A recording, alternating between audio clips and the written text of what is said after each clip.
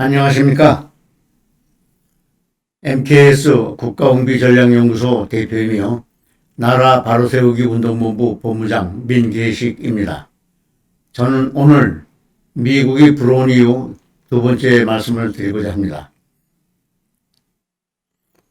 미국의 수도 워싱턴 DC 포토막 강변에 위치한 거대한 기념공원 내셔널몰에는 에이브라함 링컨 대통령을 추모하는 링컨 기념관이 있고, 여기에는 링컨 대통령의 큼지막한 대리석 좌상이 안치되어 있습니다. 좌상의 오른쪽 화강암 벽면에는 그의 감동적인 재선 심사가 새겨져 있고, 왼쪽 벽면에는 남북 전쟁 중이었던 1863년 11월 19일 수많은 사람들이 숨진 전물용사 추도식에서 행한 그 불멸의 게티스버그 연설이 새겨져 있습니다. 나는 링컨 대통령의 게티스버그 연설이야말로 민주주의란 무엇인가를 가장 간결하고 극명하게 표현한 것이라고 생각합니다. 나는 오늘 이 자리에서 이들의 숭고한 희생이 헛되지 않을 것이라고 다짐합니다.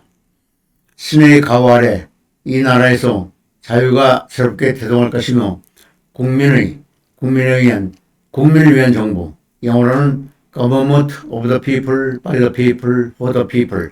그러한 정부는 결코 지구상에서 사라지지 않을 것입니다.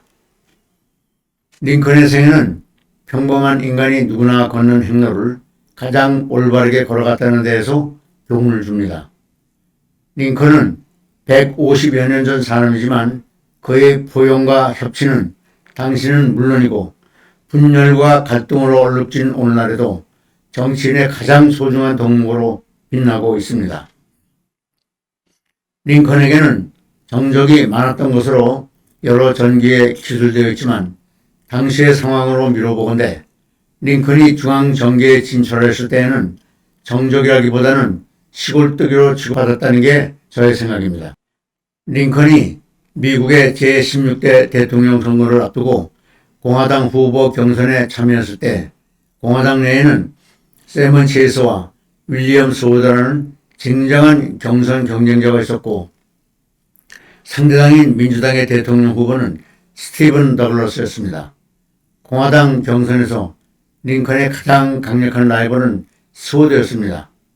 결국 학벌도 경력도 모두 보잘것없는 링컨이 최종 후보로 선출되어 대통령까지 올랐지만 초반에는 스워드가 압도적이었습니다.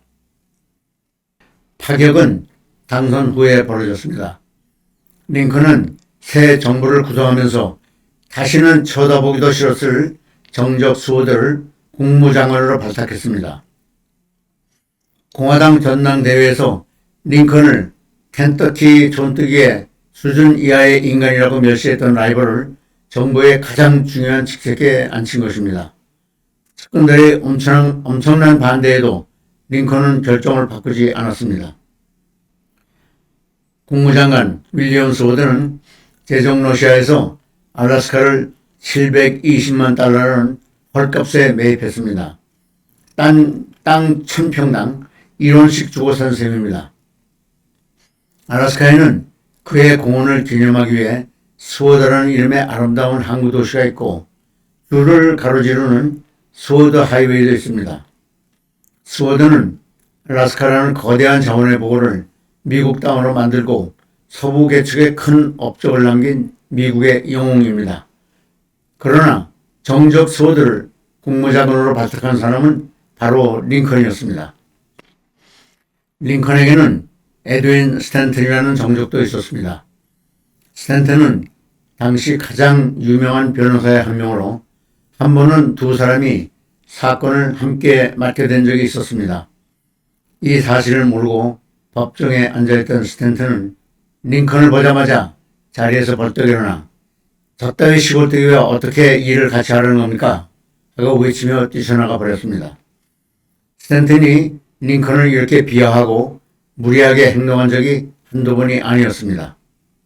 세월이 흘러 대통령이 된 링컨은 내각을 구성하면서 남북전쟁을 이끌 국방장관 자리에 바로 최대의 정적 스탠튼을 임명했습니다. 링컨의 포용 정치의 정점이라고 할 수 있습니다. 참모들은 이런 링컨의 결정에 놀랐습니다. 왜냐하면 스탠턴은 같은 변호사 출신이면서 10여 년 동안 링컨을 끝없이 괴롭히고 비하한 원수지간이었으며 링컨이 당선되자 링컨이 대통령이 된 것은 국가적 재난이라고까지 공격했기 때문입니다. 모든 참모들이 극렬히 반대하며 재고를 건의하자 링컨은 나를 수백 번 무시한들 어떻습니까? 그는 사명감이 투철한 사람으로 국방장관의 적격입니다. 스탠턴만한 인물을 데려오면 국방장관을 바꾸겠습니다. 라고 하며 뜻을 굽히지 않았습니다.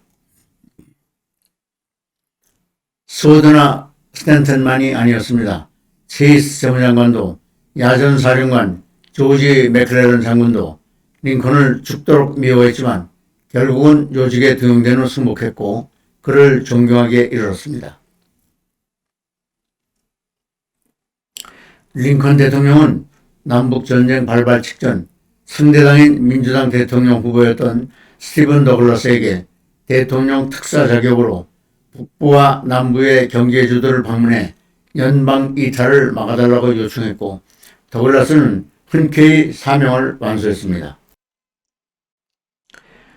측근들로 둘러싸인 정치를 거부한 인사정책은 링컨 대통령의 가장 위대한 면모 중 하나로 꼽히며 포용은 링컨 대통령을 미국 역사상 가장 위대한 성인의 반열에 올려놓았습니다. 시간이 지날수록 링컨 대통령의 포용과 협치는 더욱 빛나고 있습니다. 그 위대한 포용과 협치를 대한민국에서도 보고 싶습니다. 감사합니다.